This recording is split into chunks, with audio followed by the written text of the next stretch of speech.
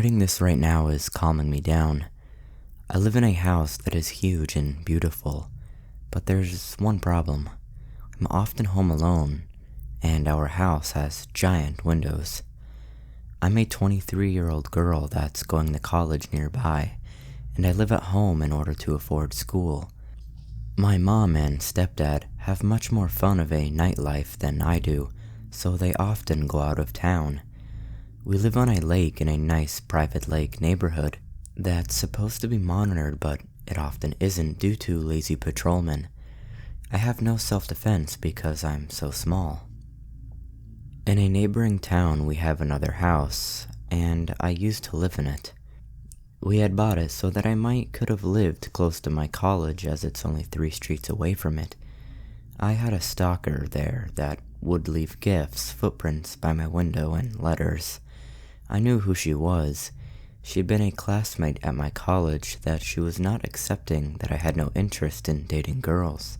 I filed a police report, and we have been called a few times because she's been seen entering our backyard even though we haven't been back to that house in a while. I definitely know that gut feeling when I'm being watched. I'm back at our main house due to that experience and have been there for a few months now. It's 40 minutes away from our other house, and it is extremely difficult to find. We live on a road impossible to find on GPS, and only my closest friends have been out here to visit. 2 weeks ago I called the cops. I had been home alone sitting upstairs, and I saw a figure in our yard, and then heard doorknobs being rattled downstairs shortly after. After the cops showed up 45 minutes later from getting lost, they found no one and assumed it was someone attempting to break in. Whoever it was definitely saw me because our windows are huge and located everywhere. And I sat right beside 3 windows that are 15 feet by 13 feet. This house was custom built for my mom and stepdad. We have giant windows everywhere, including all of the bedrooms. Some of our windows are so big because they previously had belonged to an old church at 17 feet high. Even my room has 4 large windows that luckily fit blinds. Most of our windows are too large for blinds or curtains. Basically, everyone can see into our house, whether they are on our front porch, backyard, in their boat, etc. It doesn't matter. They can definitely see into a big portion of the house. And the house itself is huge. There are 8 doors that I constantly check to make sure they are locked. I have 2 dogs, one of them being an English bulldog. A week ago, I got home and found a framed art print of a bulldog with saran wrap around it. There was no note and no context to it, so we have no idea who left it. I'm an artist and I often share pictures of my bulldog, so I feel it's aimed towards me. We asked all of our friends, family, and even neighbors. Nobody knows who left it. Tonight I finished some assignments and immediately lay down in bed. After about 20 minutes, I heard knocks on my window. My dog was in the hallway and started barking as soon as it happened. After laying down for 10 minutes, frozen in fear, I got up to try and see if there was something or someone out there lurking in the dark. There wasn't, from what I could tell. This all happened tonight, and I'm still laying here scared. The cops take so long to get out here, and would probably get lost again. And my anxiety is so high, I guess, from past experiences. I've called my older brother and messaged friends to let them know what's going on. All 8 doors are locked. I triple-checked them. I honestly don't know why I wrote this out.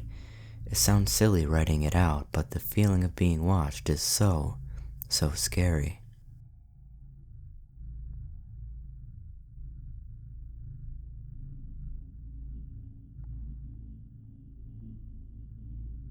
Some nights my son and I drive his father to work so I can visit family as they live close by. It was around 9:30 at night on a highway in Northern California. My son had just fallen asleep in the car on the way to his father's work, which is a craft store. We were in a 2-lane road in which it would eventually turn into one. As it was turning into one, he slowed down, letting me pass. As I passed him, he turned on his lights, but no siren went off. The car was all black, and I couldn't even see who the person looked like. I pulled over, getting my insurance and license out. Did I do something wrong? I thought.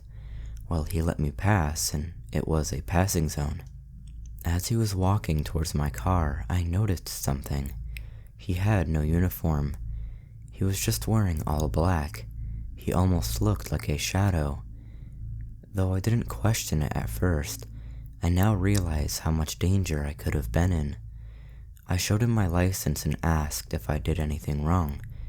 He looks down at it for a solid minute, then hands it back. I looked at him and asked, "What's your badge number? What department are you from?" He didn't reply back. He stared into me, then the back of my car to where my son was sleeping, then walked off, started his car, and left. I drove as fast as I could, picked up my son's father and told him what happened. I was crying and shaking. I had so many questions. Now that it's been a few hours since it happened, I have so many more questions. Was my son the reason he didn't do more?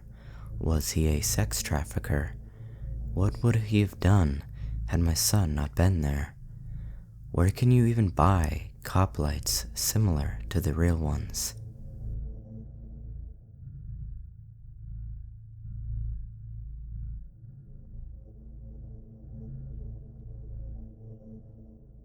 When I think back to this moment, I now regret that I didn't pay more attention and call 911.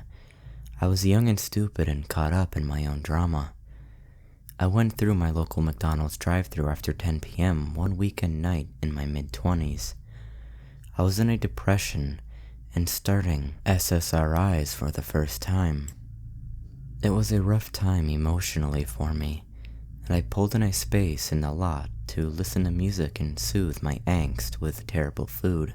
I don't know how long I was sitting there. I think it had been maybe half an hour, when someone knocked on my passenger window and startled me out of my head. A man who looked maybe middle-aged and kind of nerdy, maybe with wire-rimmed glasses, had thinning brown hair and a mustache, was peering in my window.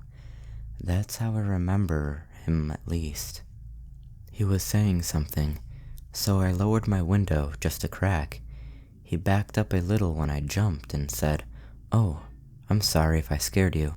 Do you know where the nearest hospital is? My wife is ill." He stepped aside to show me his old brown sedan parked 2 spaces away.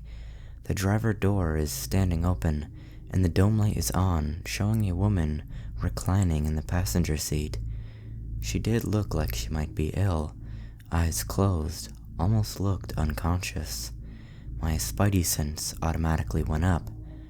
Okay, first off, to get to the McDonald's you have to come down off the main road, which is actually a state highway, and has those blue H signs indicating which way to the hospital, into a shopping center. It's kind of a pain in the butt to find the entrance from that direction, and almost everything around the McDonald's was closed. It wasn't a place where you would automatically be like lots of people down there who could help. And hello, there is a sign up on the main road which says which way to go to the hospital. I told him he needed to get back up on the main road and follow the signs, that I didn't know offhand how to tell him to get there. I also said he could probably ask inside the McDonald's. He didn't say anything back that I recall, and honestly, he didn't seem interested in what I was saying. Once I jumped and wouldn't open my window all the way. He just backed up. I rolled up my window and pulled out immediately, watching to make sure he didn't follow me.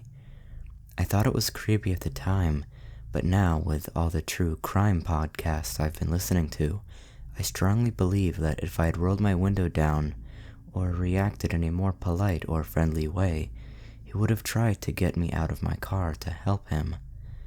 The way he presented his wife, all lit up with the door open, It was like he had staged it. I don't know how long he'd been there. He could have been waiting to see if I noticed him at first.